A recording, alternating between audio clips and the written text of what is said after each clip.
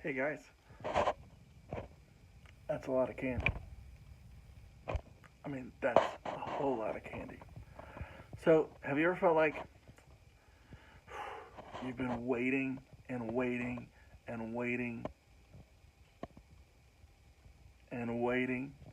Well, we're going to talk about that today. But it's time for worship. So get ready. Hope you're prayed up. Let's worship God. See ya.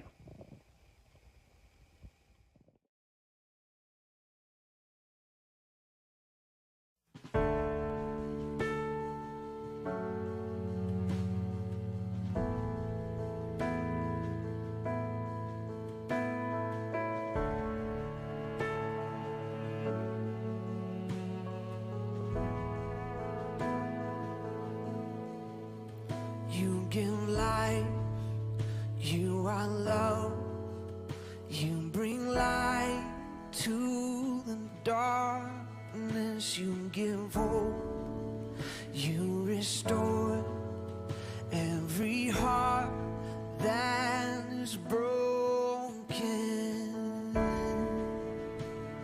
And great are you, Lord. It's your breath in our lungs, so we pour out our praise. We pour out our praise. It's your breath in our lungs, so we pour out our praise to you only.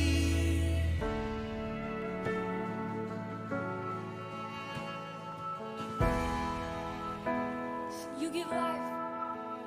You give life, you are love, you bring light to the darkness, you give hope, you restore every heart that is broken.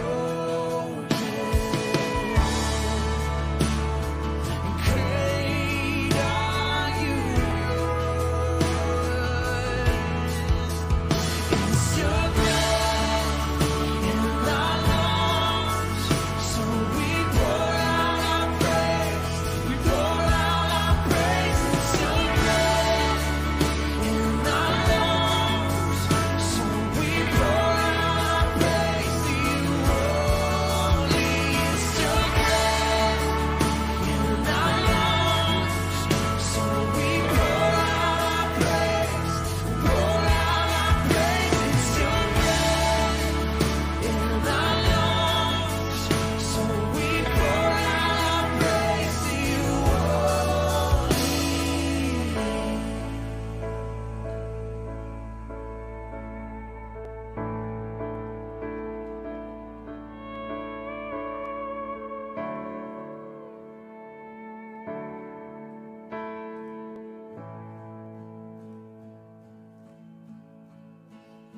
and all the earth will shout your praise. Our hearts will cry, these bones will sing. Great are you, Lord. And all the earth will shout your praise. Our hearts will cry, these bones will sing. Great are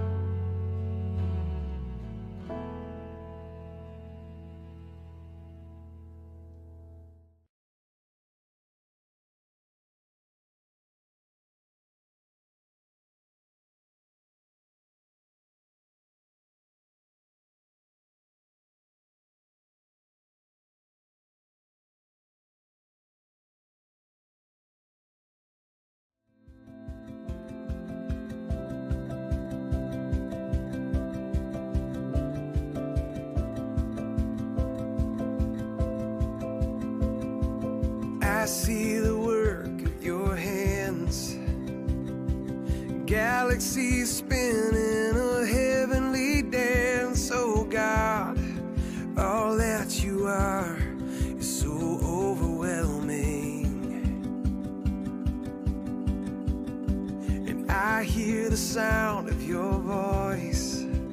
All at once it's a gentle and thundering noise. Oh God, all that you are is so overwhelming. I delight myself in you, captivated by your beauty. I'm overwhelmed by you. And God, I run into your arms, unashamed because of mercy. I'm overwhelmed by you.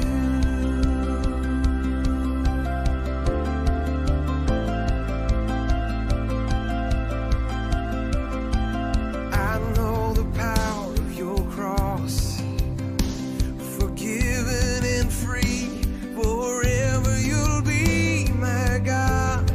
And all that you've done is so overwhelming. I delight myself in you, in the glory of your presence. I'm overwhelmed by you. And God, I run into your arms, unashamed because of mercy. I'm overwhelmed by you.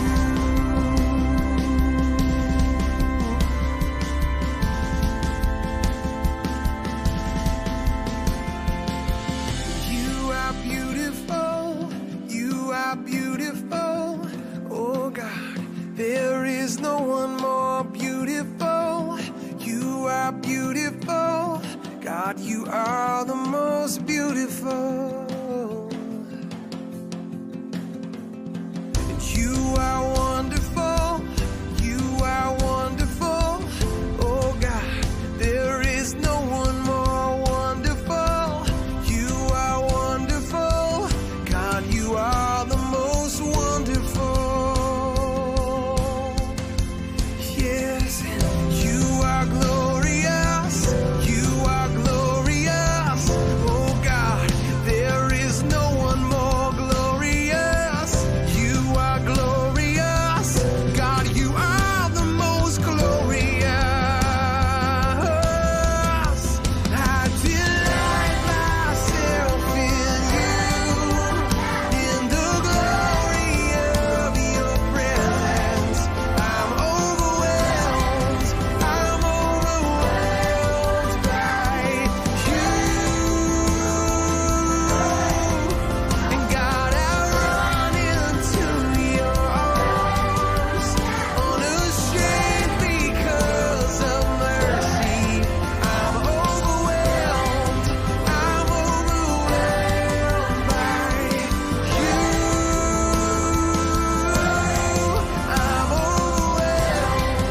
I'm overwhelmed by you.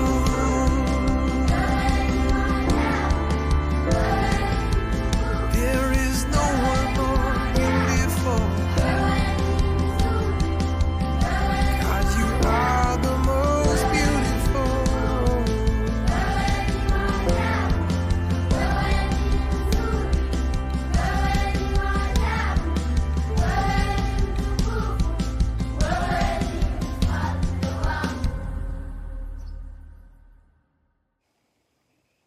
Welcome back in after worship. I hope you guys were really worshiping God in those times. And those songs just mean a lot to me.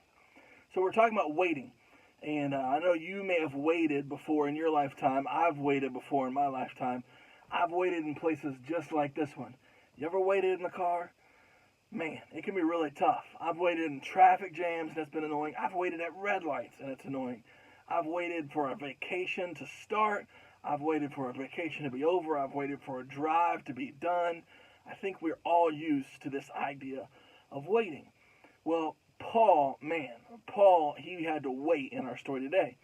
So in Acts like 23, 24, and a bunch of the chapters all surrounding there's this interesting story about how Paul was preaching in the temple, and the Pharisees and the Sadducees decided they're ready to take him out. They're done with the dude, they're done with him, they want him done, and so they send him to be killed. And the governor's like, I don't really think that's going to be the plan. And they said, no, the one that's over Jerusalem said that's got to be, we need to think this through. And Paul was kind of claiming that he was a Roman citizen, which he was, and so the rules for them were a little stricter and stronger, and it had to be a crime against Rome in order for them to be killed. And so the Sadducees and the Pharisees are trying to prove this thing, and it's not working out for them, it's working out for Paul pretty well.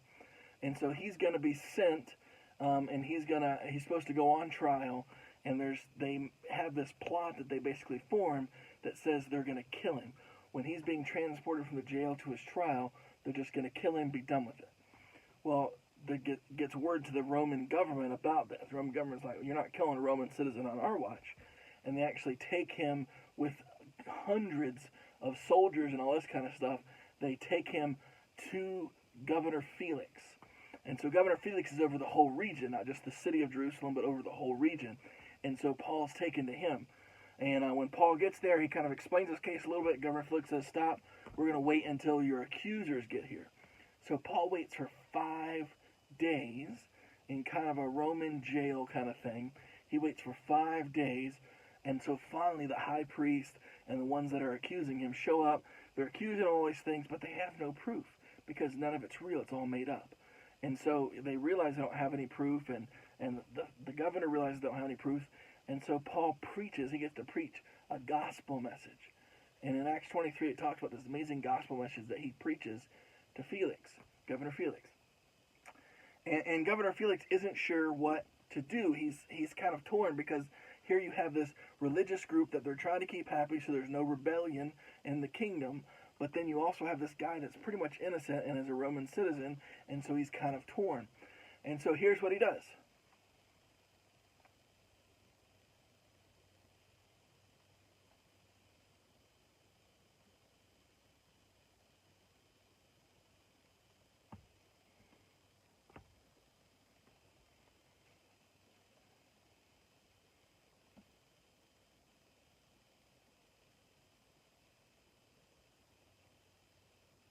That's what he does.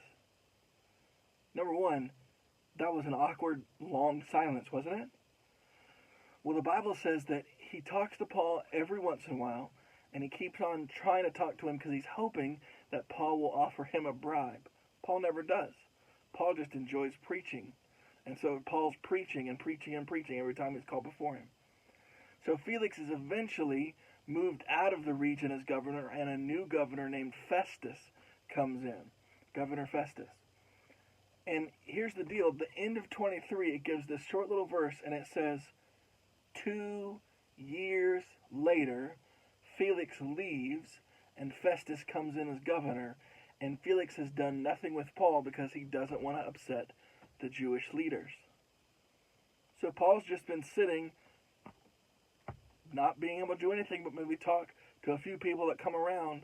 He's been sitting in their version of a jail, no trial, not convicted of anything, awaiting decision by the governor who refuses to make decisions and just waits. So, waiting reminds me of this. It's one of my funny little videos that I enjoy showing you guys. And so, well, check this out.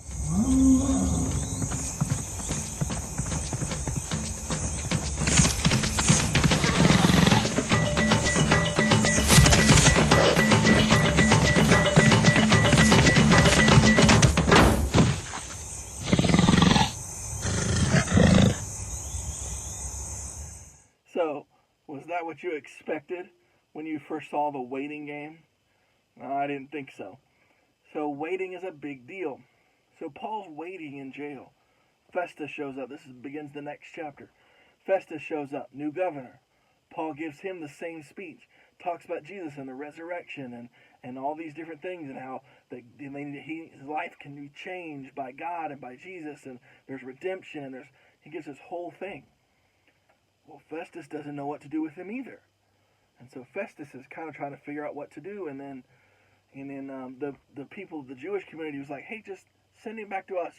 We'll put him on trial and take care of him.